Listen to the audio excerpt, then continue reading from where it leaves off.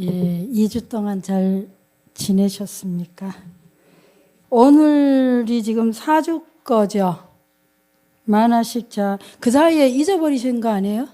잊어버리셨죠? 예, 그러실 것 같아요.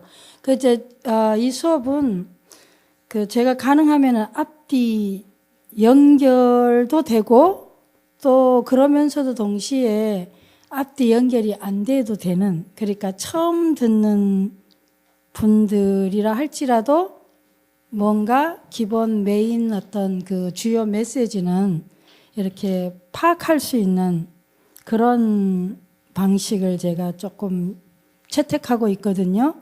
그렇게 된 동기는 제가 맨 처음에 심리 상담 공부하면서 서양 심리학, 서양 상담할 때 그때 지금은 사실 상당히 다양해졌어요. 상담 기법이나 뭐 이론이나 여러 가지가. 근데 제가 처음에 심리학 공부 시작할 때만 해도 심리학이 뭔지를 일반인들이 잘 모르던 시절이어가지고 그때는 우리나라에 심리학과도 몇 개 없었고요. 뭐 심리학 한다 그러면 심리학 그건 뭐 하는 데인데 혹시 뭐 점 보거나 뭐 간상 보거나 손금 보거나 심리학 한다 그러면 나 좀 봐달라 이럴 정도로 사람들이 잘 모르던 때였어요. 그 심리학, 특히 뭐 상담이란 개념도 그때 당시만 해도 아주 그 상담은 정신적으로 온전하지 않는 사람이 받는다고 생각해서 굉장히 좀 아주 꺼려하는, 터부시하는 그런 입장이었는데 지금은 아직도 아마 상당수는 아마 좀 터부시할 거예요. 그죠? 내가 뭐 정신병이야, 내가 무슨 병이냐고. 근데 이제 그때 당시에 이미 우리나라의 심리학이 보급됐을 당시가 70년도 후반 같은데 그때 이미 미국 같은 경우에는 그 심리학에서 내가 내 상담자가 있다는 건 약간의 어떤 자신의 어떤 그 부를 상징해야 돼서 좀 사회적 지위가 그런 대로 괜찮은 거죠. 부가 좀 있고.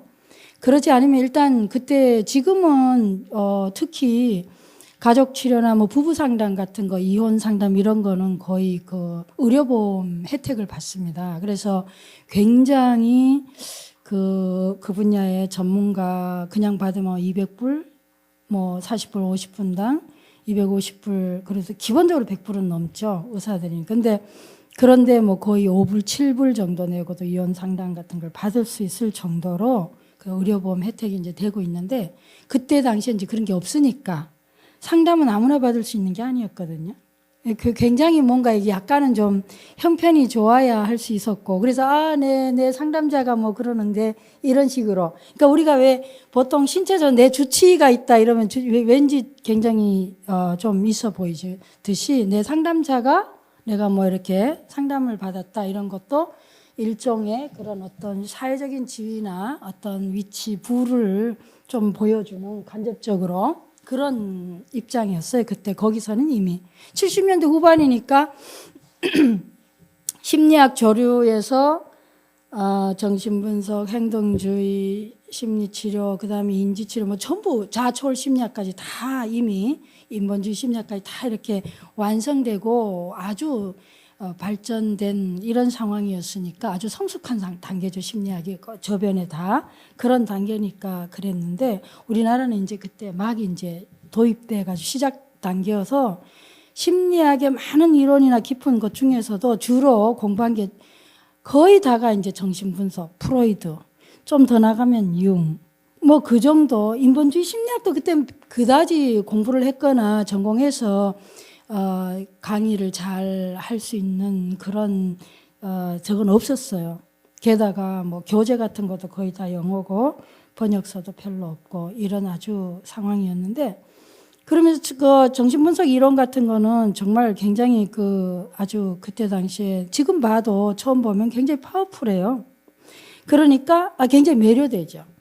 매료되는 대신에 그러다 보면 거기 이제 빠지니까 이제 그게 이제 심리학의 어떤 전체적인 그건 줄 알고 저희 때는 그렇게 배웠고, 그리고 또 상담을 한다 그래도 거의 정신분석 베이스에서 프로이드의 뭐 그런 베이스에서 했기 때문에 그 상담 하는 것 자체가 뭐라 그러죠? 이제 굉장히 막 이렇게 세부적으로 막 분석하고 따지고 이유 따지고 이렇게 하다 보니까 상담이 굉장히 길어지고, 그러니까 한번 상담 받으면 뭐 이게 끝도 없이 뭐 1년, 2년 뭐 계속 받고, 또 게다가 또 이제 오늘 가능하면 언급이 될란가 모르겠는데, 그 정신 분석이 갖고 있는 어떤 한계라 그러나요? 웬만하면 사람 볼 때 이렇게 문제 중심으로 보는 게, 부정적으로 보고 문제가 있는 걸 보고 그렇게 하다 보니까, 저는 이제 그럴 때 딱 그걸 받으면서 정말 이 상담이 너무 이렇게 좀 지루하다 그러나요? 계속 분석하고 따지고 이렇게 해서, 그래서 이건 안 돼. 뭔가 이렇게 1년 받았는데도 뭐 여전히 2년 지났는데도 여전히 큰 변화가 없고, 거의 뭐 이렇게 외형적으로 봤을 때는요. 그러면 우리가 뭐 별 효과 면에서 저는 굉장히 의문이 들더라고요. 그런 훈련을 받을 때. 그래서 제가 생각한 게, 뭔가 그냥 단 한 번의 면담이나 단 한 번 만남으로도 뭔가 이렇게 그 메시지가 있고 그 좀 변화가 가능한, 어떤 통찰이 가능한 그런 방식은 없나, 이런 생각을 많이 했었어요. 그런 생각을 하고 있다가 그러면서 좀 심리학 공부하는 거에 석사쯤 할 때는 이제 상당히 깊이 조금 회의가 들던 차에 사실은 제가 불교를 만나게 된 거거든요. 근데 불교를 딱 보면서 뭐 그렇게 불교를 뭐 그때 당시 깊이 이해한 건 아니지만, 적어도 교리 같은 거 이렇게 들여다볼 때, 심리학적으로 이렇게 이제 이렇게 볼 때, 이 불교에 답이 있겠다. 정말 불교는 그냥 이렇게, 예를 들면 사성제, 그때 제가 굉장히 하들짝 깜짝 놀랐던 게, 그 아암경, 일본 사람이 쓴 걸 번역한 책이었는데 아암경에 그 사성제 교리 설명한 걸 보고도 일단 엄청 놀랐었거든요. 제가 한 번 말씀드린 적 있죠. 생은 고다, 삶은 고다. 이런 딱 선언하는 그 명제 자체가 굉장히 충격적이고 아주 강렬하고, 그리고 뭔가 저한테 이렇게 딱 꽂히더라고요. 그러면서 그런 어떤, 그리고 뭐 지금까지 우리가 기존에 학교에서나 책을 읽을 때 소크라테스도 인생이 뭐냐 그래서 결국 모르고 죽지 않았어요. 그런데 이 불교에서는 뭐 너무나 이렇게 명료하게, 이렇게 명쾌하게 이렇게 설명하고 있는 것이 굉장히 많이 와닿았었습니다. 그래서 뭔가 불교적 방식의 상담이라면 그냥 한 번의 면담, 그리고 짧은 만남에서도 얼마든지 뭔가 이렇게 굉장히 자기에 대한 어떤 통찰이 가능하게 하는 어떤 방식이 있지 않을까 하는 막연한 기대, 그리고 그런 믿음이 있었는데, 긴 세월이 지나고 나서 제가 확실히 내 그 막연한 믿음이나 통찰이 확실히 맞았구나 하는 생각을 이제 하게 됐어요. 근데 그게 어찌해서 가능한가? 그리고 오늘날 왜 서양에서 명상의 붐이 이토록 이렇게 그 엄청나게 퍼져가게 됐는가? 거기에 오늘의 가장 큰 핵심의 키가 사실 오늘 이제 이 수업에 있어요. 지난 시간에 했던 우리 그 7식 있죠? 만화식, 말라식 했던 거. 그리고 이어서 오늘 똑같이 우리가 만화식에 대해서 계속 공부해 볼 텐데, 거기에 바로 그 사실 때문에 이런 선언, 그리고 이런 가르침이 바로 가장 그 문제의, 우리 고통의 문제의 가장 근원적인 뿌리, 핵심으로 그대로 그냥 만나게 해준다는 거죠. 그대로 터치해. 그게 뭐냐? 그게 뭐길래 그렇게, 제가 지금도 그 다른 곳에서 상담하는 걸 지금 계속 이렇게 슈퍼비전을 받고 있는데, 거기 그 상담 케이스를 이렇게 보면서 오래 상담 받기도 하고, 뭐 스님한테도 받고 상담자한테도 받고, 그러면서 그런 케이스들 몇 케이스 쭉 보면서도 정말로 그러하다는, 아직까지 그런데 거의 손을 쓸 수는 없어요. 보면은 이렇게 계속 돌아가야 하는 입장이긴 한데, 근데 너무 오래 이렇게 굳어지면, 사실 이제 제가 들어가면서 말씀드릴게요. 자, 다시 오늘 한데 어째서 이게 가장 불교 상담이, 불교 치료 방식이 그렇게 문제의 가장 뿌리, 근원, 핵심으로 탁 가게 해주냐. 바로 그 키가 이 무아의 개념에 있다. 영어로 하면 이고입니다. 그러니까 불교에서 이제 그 서양 심리학 심리 치료에서 이 불교를 명상의 전통을 받아들였을 때 서양 심리 치료자들 가운데 가장 많이 아주 뜨겁게 논란이 됐던 부분이 이 무아 개념입니다. 왜냐하면 서양에서 기본적으로 심리 치료하면은 서양에서는 왜 우리가 문제가 되냐, 문제가 어떻게 해서 발생되냐, 문제의 근원을 잡을 때요. 지금 제가 조금 어렵게 시작하는데 딱딱하게 아이고 저거 너무 열심히 들으려고 하지 마시고 그냥 이렇게 설근설근 들으세요. 이따가 쉬면서 또 반복해서 말씀드릴게요. 절대 공부를 힘겹게 들이지 마시고 그냥 편안하게 설근설근.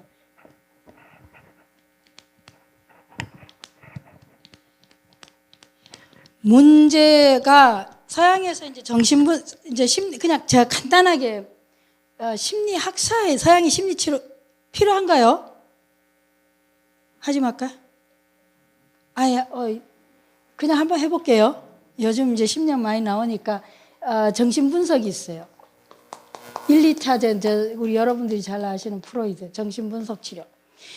1, 2차전 대전 이후 전후로 하면서 정신분석 프로이드가 그 정신분석 이론 나왔을 때 이때는 주로 뭐냐면 그때 당시에 히스테리 환자라든지 이 대상이 프로이드가 연구했던 대상은 전부 다 주로 환자들이에요. 그리고 또 전쟁 전후니까 어때요? 파트너를 많이 잃었죠. 남편들도 잃고 또 전쟁 후에 지금도 아프가니스탄 같은 거 돌아온 사람들 거의 시간이 치료되려면 그 전쟁 후유증으로요. 전쟁에 참가했던 병사들이나 그 가족들이 겪고 당사자가 겪는 건 말할 것도 없고 가족들이 겪는 건 엄청나죠. 그러니까 그런 1, 2차전 이후 전후로 해서 그런 부분에서 나왔기 때문에요. 그런 사람들 상대로 해서 굉장히 기본적으로 상당히 병리적인 대상을 상대로 심리치료 상담이 이루어졌고 그래서 이때 당시에는 대상들은 주로 이렇게 병리적인 대상들이에요. 그런 우리가 항상 어떤 이론이라든지 뭐가 나오면 그때 당시에 그 시대적인 상황하고 무관하지가 않거든요. 그래서 이런 상황으로 보니까 어떻겠어요? 치료자의 관점이 입장이 상당히 뭐예요? 환자 그러니까 대상도 뭐죠? 대상에 대해서도 의사, 치료자 그리고 환자란 용어를 씁니다. 페이션트라고. 그래서 환자라고 쓰고 그리고 그러면 이렇게 보니까 병리적인 형태로 봤으니까 기본적 관점이 어때요? 인간에 대한 관점이 상당히 부정적이죠. 병적으로 본 거예요. 이렇게 어떤 증상이라든지 이런 거에 대해서 병적으로 봤어요. 그리고 이 증상을 치료한다. 증상을 고친다. 그러면 이 병리적이고 이 병리적 증상을 치료를 이 의사가 환자의 병리적 증상을 치료한다. 지금 제가 뭐가 하고 있냐면 치료자하고 상담하는 사람과 상담 내담자의 관계가 어떻게 변천하고 있는지를 제가 지금 설명드리고 있어요. 그럼 이 증상을 증상을 제거해야 되겠다. 이것이 치료의 목표입니다. 근데 증상을 제거하는데 제거하는 방식이 어땠냐? 주로 보니까 이 환자들은 모르더라 이거요. 자기 병에 대해서도 모르고 병의 원인을 모르더라. 이것이 전부 다 뭐냐? 이게 다 무의식이에요. 다 무의식이에요. 그리고 주로 이 병의 증상의 출발은 뭐냐 하니까 아주 어린 시기에 굉장히 이게 추적해 가다 보니까 굉장히 어린 시기에 발생한 출발이 발생을 했더라. 그리고 그런 것들은 아주 어린 시기에 무의식 상황에 있기 때문에 모르더라. 그럼 이건 왜 이렇게 생겼느냐? 결국은 뭐 굉장히 어떤 욕구가 우리 안에 있던 인간의 어떤 본능적인 욕구, 충동 이런 것들이 다 표출은 못하죠. 이런 것들이 억압되어 가지고 다 무의식으로 들어가서 이것들이 없어지는 게 아니고 무의식 안에서 억압된 채 무의식 안에서 계속 우리의 일상의 삶에 이런 걸 영향을 미치더라 이거예요. 그런데 이것이 부정적으로 영향을 미쳐요. 그러니까 이거를 무의식을 치료는 어떻게 제거하냐니까 이 무의식적인 내용들을 과거 경험, 기억 이런 것들을 의식화만 시켜주면은 치료가 된다고 이렇게 본 거예요.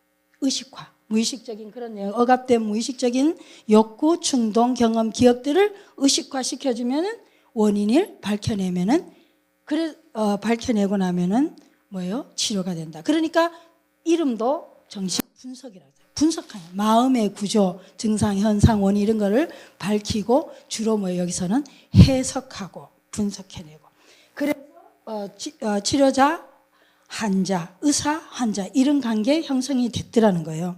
근데 그 시대적인 배경은 그러했다. 그런데 이렇게 본 관점인데 이제 이 밑에 이제 프로이드 그리고 굉장히 지배적 있어요. 이후에 이제 프로이드 다음에 이제 융도 이 개념 더 발달시켜서 정신분석 개념 나오고 이후에 이제 융 같은 경우는 조금 더 폭넓게 보고 의식의 또 다른 자기 그 개발하면서 프로이드는 주로 이 욕구도 가장 기본적인 욕구를 성적 욕구 그 성적 욕구를 보고 그런데 융은 이제 이 성적 욕구가 기본 그게 아니다 이렇게 해서 이제 여기 제가 세부적인 다 말씀 못 드리고 그런데 이제 이렇게 하면서 프로이드 정신분석의 가장 이렇게 기본적인 아주 베이직한 그런 그러니까 굉장히 사실 아주 획기적입니다. 이 프로이드가 만든 것 중에서 제일 중요한 건 이 무의식 개념이에요. 그 이전에 무의식의 개념 같은 게 이렇게 체계화되거나 잘 설명되어 있지 않았었거든요. 근데 이런 굉장한 이론을 낼 거죠. 그런데 그 다음에 이제 이렇게 쭉 공부를 하다 보니까 밑에서 이제 제자들 공부하고 하서 그 중에 이렇게 하고 있어서 이제 프로이드가 이때 당시에는 어떻게 독일에서 시작했죠. 그래서 나중에 이것이 이제 서양으로 넘어오는데 이때 당시에 이것이 요 한편으로 뭐냐면 미국이 이제 이것이 한 30년, 40년, 50년 되는데 2차 대전이 완전히 끝나면서 미국이 그전에는 이제 영국이 지배를 했었죠. 그러다가 1, 2차전 끝나면서 미국 중심의 어떤 세계적인 어떤 관계 흐름이 재편되기 시작하는데 그때 미국 안에서 나온 게 청교도 정신 다음에 실용주의 사상. 그러니까 아주 엄격한 50년, 60년 넘어오면서요. 그 사이에 미국은 굉장히 실용주의 사상이 굉장히 많이 발달합니다. 그래서 이 실용주의 사상이란 건 뭐냐면 이 실용적인 사상이라는 게 주의라는 게 이때 당시에 이거는 어떤 것이 이 심리 치료에 영향을 미치냐 하면은 여기서는 보세요. 무의식의 세계, 인간 내면의 우리 마음의 무의식의 세계를 살피고 분석하고 해석하고 이해하는 파헤쳐 나가는 건데 실용주의 사상에서 보면 어때요? 무의식의 세계, 우리 마음이라고 하는 거, 우리의 마음, 뭐 정서, 감정, 기억 이런 것들은 아무리 파헤쳐도 실용주의에서 가장 중요한 게 뭐죠? 여기서는 과학주의죠. 과학주의고 또 뭐예요? 여기는 증명 가능해야 된다. 증명 가능. 입증 가능해야 되는데 증거 중심. 근데 여기서는 뭐 마음 같은 거는 아무리 우리가 해석하고 분석하고 따져봐도 굉장히 주관적이지 객관적으로 증명 가능하지가 않다는 얘기예요. 감정 같은 게. 그래서 여기에서는 실용주의 이걸 바탕으로 미국에서는 행동주의 심리학이 발달합니다. 뭐냐 하니까 인간의 내면이나 감정, 마음 같은 거는 이거는 그래서 아무리 우리가 어떻게 해봐도 그 내면을 알 길이 없다는 게 굉장히 주관적이다. 그래서 나온 게 뭐냐 하니까 행동주의 심리학에서는 주로 연구의 대상이 마음이 아니고 원래 심리학 프로이드 이전에 구성주의 심리학이라고 독일에서 빌렐름 빈트라는 사람이 1890 몇 년대 했을 때는 그때는 100% 심리학의 연구 대상이 마음이었습니다. 그리고 연구 방식도 내성법이라는 걸 썼었어요. 이렇게 안으로 지금의 명상처럼 이렇게 고요하게 심리학하는 방식도 훈련을 시킬 때도 굉장히 이렇게 자기 내면의 흐름을 들여다보고 그 마음이 뭘로 구성되어 있는가 이렇게 살피는 거였는데 이 50년대 딱 들어오면서 미국에서 실용주의 사상이 전체 사회 전반으로 또 과학이 발달해 퍼져나가면서요. 마음이라고 하는 것은 아무리 연구해도 입증 가능하지가 않는 거예요. 증명 가능하지가 않다 이 말이에요.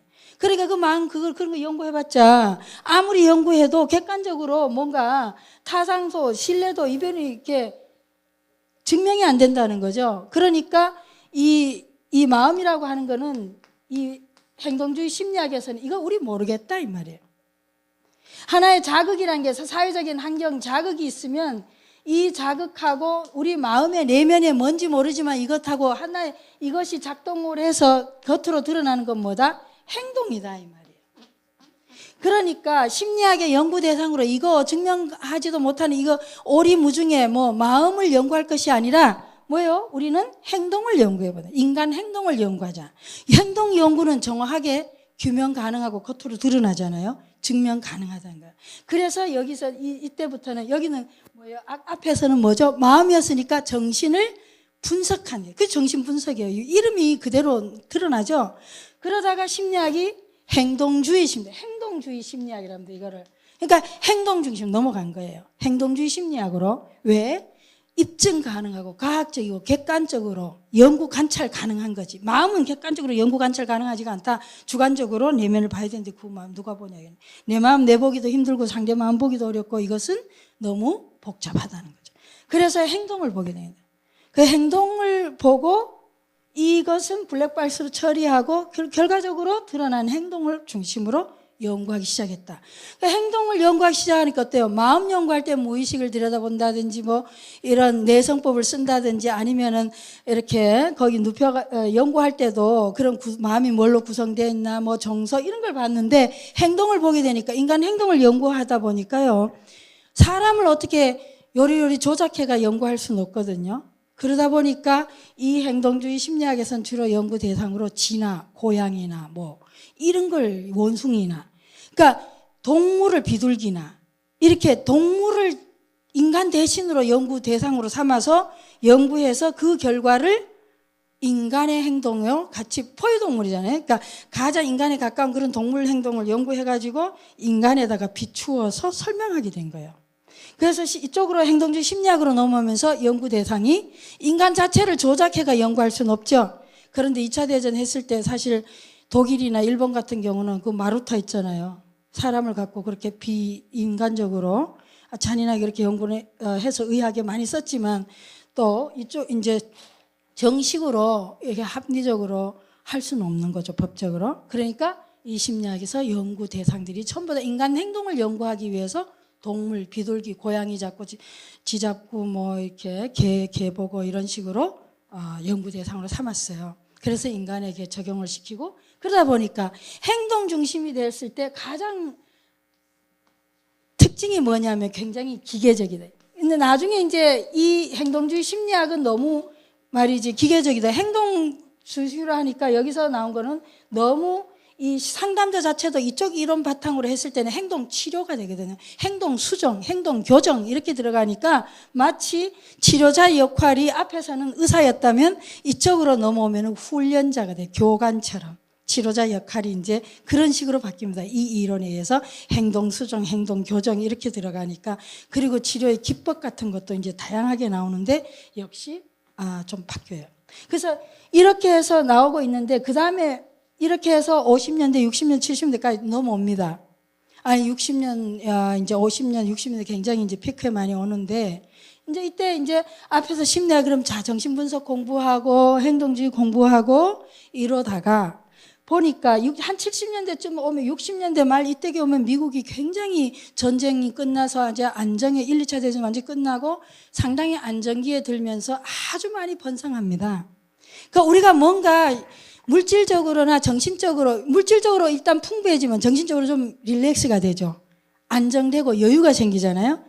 우리가 어느 정도 여유가 있어야 온전하게 뭔가 인간적 사유라든지 이런 게 가능하지 너무 각박하거나 너무 쫓기거나 너무 부족하면 그런 사유 자체가 일어나지 않죠. 근데 이제 이때 이 정도 되니까 굉장히 사회 전반적으로 굉장히 풍요로워지면서 전 세계의 리더가 되면서 굉장히 이렇게 풍성해져 여유가 생깁니다. 여유가 생기고 나니까 상당히 뭐예요? 인간의 어떤 권익이라든지 권리라든지 점점 더 많이 이제 생각하게 되지 않겠어요? 그런 사회적인 배경도 있고 또 다른 한편으로는 그거는 이제 아무튼 거기까지 해요. 그러니까 그 중에 대표적인 사람이 그 메슬로라는 사람이 있어요. 아브라함 메슬로라는 사람이 있는데 이 사람이 이제 이거 주게 공부하고 이 사람 굉장히 할렘가에서 어린 시기를 보냈어요. 그러다가 심리학 공부하면서 상당히 이렇게 그 아주 성공적인 이 학자가 됩니다. 성공하고 또 자기가 굉장히 좋아했던 사촌 여동생인가 뭐 그 여자를 너무 사랑했는데 그 여자하고 결혼도 하고 굉장히 어렵게 살았는데 상당히 사회적으로 성공하고 또 사랑하는 여자와 결혼하고 그리고 아이를 낳고 그거 어때요? 이 사람이 보는 시각이 상당히 성공적이고 긍정적이지 않겠어요? 여유롭고. 그래서 이 공부 하면서 어느 날 자기 이 행동주의 심리학의 그 유명한 왓슨이라는 사람인데 이 사람 뭐라고 했냐면 3살 이전에 갓 태어난 아이 자기에게 주면 그 애를 과학자를 만들 수도 있고 자기는 도둑을 만들 수도 있고 강도를 만들 수도 있고 군인을 만들 수도 있고 의사를 만들 수도 있고 뭐든지 만들 수 있다 할 정도로 이 행동주의의 어떤 굉장히 그러니까 여기서는 굉장히 뭐예요? 앞에서는 프로이드 같은 경우는 타고난 아주 어린 시기의 경험 강조하는데 이쪽에 오면 같은 얘기긴 한데 여기서는 행동 교정을 통해서 아주 만들어낼 수 있다고 생각해요, 인간을. 그런데 이 사람이 이제 근데 이 메슬로 같은 경우는 굉장히 이제 자기 어린 시기에 비해서 상당히 성공하고 사랑하는 여자하고 결혼했고 애 낳고 자기 애를 이렇게 들여다보면서 그 아이를 쳐다보는 아버지의 눈, 따뜻한 눈, 성공한 사람의 눈으로 봤을 때 정신분석적 관점, 정신분석 같은 경우는 인간에 대해서 굉장히 기본적으로 부정적 시각이거든요. 인간관에 대해서. 그런데 그렇게 보기엔 병리적 그걸 보기에는 뭔가 아이가 너무 아름답죠. 너무 귀하고 소중하고. 근데 또 이쪽 관점에서 보기에도 기계적이고 굉장히 이렇게 도구적으로 보기에도 상당히 이쪽은 굉장히 메마른 거예요. 자기 경험으로 봤을 때. 그래서 자기 아이를 보니까 너무 그 사랑스럽고 소중하고 뭔가 이 사람의 관점으로. 그래서 이 사람 심리학 이론에 새로운 걸 납니다. 인본주의 심리학이나. 인간이 그렇게 병리적이거나 그런 기계적인 존재가 아니라는 거예요. 뭔가 인간이 이렇게 무슨 병리적인 거나 그래서 이 사람은 나중에 사회적으로 굉장히 건강심리학의 어떤 가장 그 기초를 놔요. 뭔가 인간의 그런 부정적인 거나 불건강하거나 기계적인 그런 거 말고 뭔가 인간의 어떤 밝고 긍정적이고 건강하고 뭔가 인간의 어떤 깊은 잠재력 우리한테 굉장히 깊은 뭔가가 있을 거라고 이렇게 보면서 이쪽은 행동주의 심리학에서 그다음에 이 사람은 인본주의 심리학의 창시자의 대표적 인물로 하나 들어갑니다. 인본주의 심리학. 그래서 60년대 중후반 말 되면서부터 굉장히 각광을 받기 시작해요. 사회 전반적 흐름도 그래요. 굉장히 이렇게 여유롭고 풍요롭고 이러니까 이쪽의 이론이 굉장히 많이 받들여지죠. 근데 이런 것들 책에 다 나와 있어가지고 굉장히 상세하게 나와 있습니다. 여러분 그냥 들으시기만 하면 될 거예요. 아마 제가 지금 산만하기 전 설명하지만 책에는 굉장히 체계적으로 논리적으로 잘 설명되어 있어요. 그냥 안 보셔도 안 적어도 괜찮아요. 자, 그냥 이렇게 생각을 해보는 거예요. 생각을. 여기서 우리는 뭘 얻을 것인가. 내가 굉장히 부정적이거나 굉장히 뭐 했다면 내 성장 배경과도 굉장히 우리가 세상을 보거나 인간을 보거나 뭔가를 해석할 때에 나의 경험 우리 유식으로 하면 나의 아리아식의 주된 경험이 뭐냐에 따라서 이 보는 관점이 굉장히 다르다는 거예요. 그런 정도면 그냥 하나 이렇게 유치해서 생각하시고 가면 되지 이런 걸 기억하시거나 이 시험에 나오지도 않죠. 아무짝에 쓸모없는 일이에요. 그냥 들으면서 보세요. 자, 그래서 인본주의 심리학이에요. 우리가 또 한 가지는 무슨 이론이 나오든지 뭐가 나올 때는 반드시 사회적인 여건하고 무관하지가 않다. 또 연구자가 이론을 냈을 때도 그 사람의 성장 배경하고 무관하지가 않다. 이렇게만 생각하십니다. 이것이 사실은 지금까지 제가 산만하게 설명드리는 키예요. 메시지죠. 자, 인본주의 심리학이나 인간중심주의입니다. 그래서 여기 인간중심주의, 이런 배경이니까 어때요? 치료자가 상담자가 내담자를 대할 때 어떻게 했어요?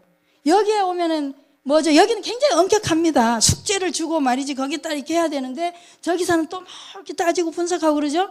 여기 오면 인본주의 심리학에 트레이닝 되고 이쪽에 오리엔테이드 되면 어떻게 했어요? 내담자를 굉장히 존중합니다. 긍정적인. 그러니까 내담자할 때 병적인 뭐 병이 있나 뭐 문제가 있나 안 따지고 뭐죠? 굉장히 긍정적 존중. 그리고 굉장히 경청하죠.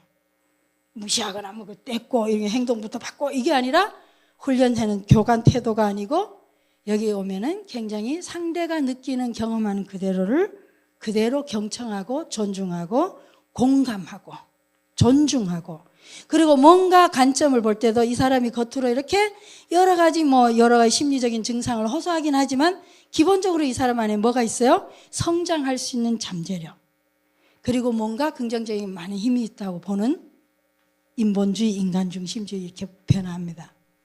그래서 어디에 훈련받느냐에 따라 어디에 오리엔테이드 되냐에 따라서 사실은 상담자가 얼마나 다를 수 있는가. 우리는 이런 심리치료 이론에 뿐만이 아니죠. 종교적인 훈련도 마찬가지고 학교 교육도 마찬가지고 정치 행정 모든 내 개인의 친구 관계에서도 어때요? 사실은 그런 배경을 무시할 수 없죠. 그거에 안에서 우리는 굉장히 다르게 같은 형태, 같은 모양이나 동일한 것도 얼마나 이 극단에서 저 극단으로 다르게 해석할 수 있고 다르게 이해할 수 있다는 거예요. 그런 생각을 하시면 되겠어요. 그래서 어떤 상담자를 만나냐에 따라서도 똑같은 것들이 어떤 관점, 어떻게 이해되고 내가 수용되고 해석되고 평가되고 아주 엄청나게 다릅니다. 인본주의 오면은 드디어 치료자는 내가 치료자는 게 클라이언트란 말을 쓰는 거죠. 내담자라고. 이게 용어도 이제 바뀌죠. 그래서 여기 오면은 사람을 보는 관점이 인간에 대한 접근 방식이 변한다. 여기쯤 오면 어때요? 이제 유명한 들어보셨는지 몰라도 칼 로저스 같은 사람들은 이미 선불교, 불교에 다 영향을 받고 메슬로도 마찬가지입니다. 동양 사상 깊이 영향을 받은 상태에서 나오는 겁니다. 그래서 이제 이렇게 이 사람들이 나왔을 때는 이미 그렇게 됐고요. 그리고 보니까 동양의 어떤 그 전통, 요가, 불교, 명상 이런 전통에서 보니까 인간에 대해서 접근하는 방식이 굉장히 기존의 쪽 사상하고 많이 다르더라 이거예요. 기독교 같으면 오리지널 신자, 원죄잖아요. 거기에 비하면 네가 부처다. 얼마나 달라요? 벌써 뭐죠? 상당히 맞는 거죠. 매출. 자, 그래서 근데 이제 이 메슬로가 인본주의 심리학까지 딱 해놓고 굉장히 각광받습니다. 아주 성공해요. 그 학회에서도 굉장히 인정받고 이제 아주 그런데 메슬로하고 이제 몇 명 있어요. 이 사람들이 또 보니까 뭔가 미흡해. 여기가 심리학의 제1세력, 2세력, 3세력이에요. 그런데 아직도 뭔가가 심리학에서 다루어야 될 것이 지금 주제가 아직도 덜 다뤘다고 생각이 들어요. 그게 뭐냐니까 가만히 봤더니 한 가지가 딱 심리학에서 빠졌다. 심리학은 뭐 인간이 경험할 수 있는 전 영역의 내용을 다뤄줘야 되는데 뭔가 인간 여기 빠졌다. 뭐가 빠졌냐 봤더니 영성이 빠졌다.